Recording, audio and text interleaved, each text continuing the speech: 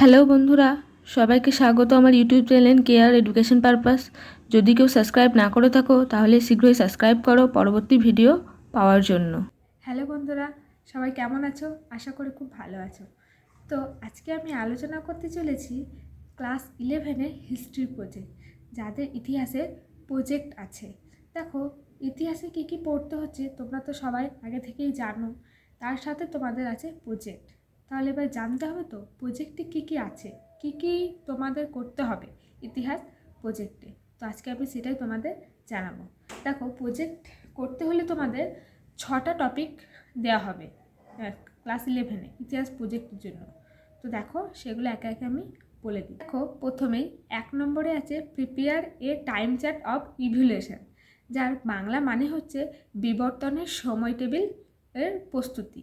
অর্থাৎ বিবর্তন যে হচ্ছে সেটার একটা সময়ের চার্ট তৈরি করতে হবে।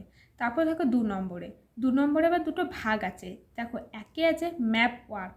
On a world map point out the place which were under the Roman Empire. অর্থাৎ মানচিত্রের একটা ছবি করতে হবে যেটা রোম সাম্রাজ্যের অধীনে থাকে। রোম সাম্রাজ্যের অধীনে থাকা স্থানগুলি মানচিত্রে অবস্থান করতে হবে। 2-এর বিতে আছে slavery and it impact on the contemporary world. অর্থাৎ এর বাংলা মানে হচ্ছে দাসপ্রথা এবং সমসাময়িক বিশ্বের উপর প্রভাব। এই প্রভাবটা তোমাদের আলোচনা করতে হবে। তারপর 3 নম্বর টপিকে দেখো শুধু আছে মানচিত্র। এখানে কিছু পার্ট করে ভাগ আছে। দেখো, 1 নম্বরে আছে on an outline map of Europe located Athens and Sparta.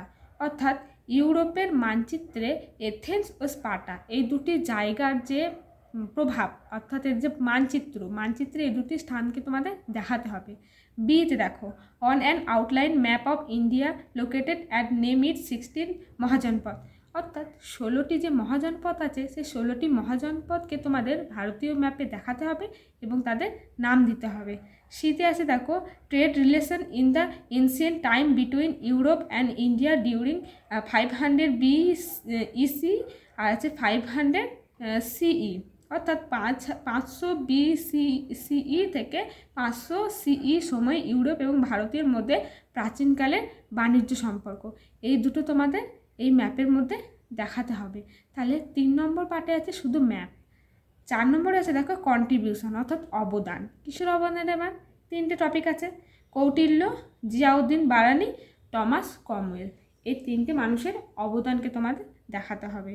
5 নম্বর আছে Renaissance and it's impact on the human life. অর্থাৎ রেনেসা এবং মানব জীবনের প্রভাব এই সম্পর্কে তোমাদের লিখতে হবে। এটা হচ্ছে 5 নম্বর টপিক। 6 নম্বরে আছে painting revolution and it's impact on the speed of education. অর্থাৎ মুদ্রণ শিল্প এবং শিক্ষার প্রসারের প্রভাব। এই টপিক দুটো নিয়ে তোমাদের 6 নম্বরে লিখতে হবে। অর্থাৎ টোটাল প্রজেক্টে এই 6টা পার্ট আছে তোমাদের, যেটা তোমাদের ক্লাস 11-এর ইতিহাস প্রজেক্টে করতে হবে। তাহলে তোমাদের স্কুল থেকে দেখবে সব বলে দেওয়া হবে যে এই টপিকগুলোর উপর করতে হবে। এবার কখন কোন টপিকটা নিয়ে তোমরা করবে, কখন কোন টপিকটা তোমাদের করতে হবে, সেটা একমাত্র স্কুল তোমাদের বলে দেবে, কিন্তু করতে হবে এই 6টা টপিকের ওপরই। তাহলে দেখো, কোথাও বুঝতে অসুবিধা হয় তাহলে তোমরা আমাকে কমেন্ট করে জানিও, আমি আরও ভালো করে বলে দেওয়ার চেষ্টা করব। আর যদি সমস্যা থাকে তাহলেও কমেন্টে জানিও। তাহলে আজকের ভিডিও এই পর্যন্তই।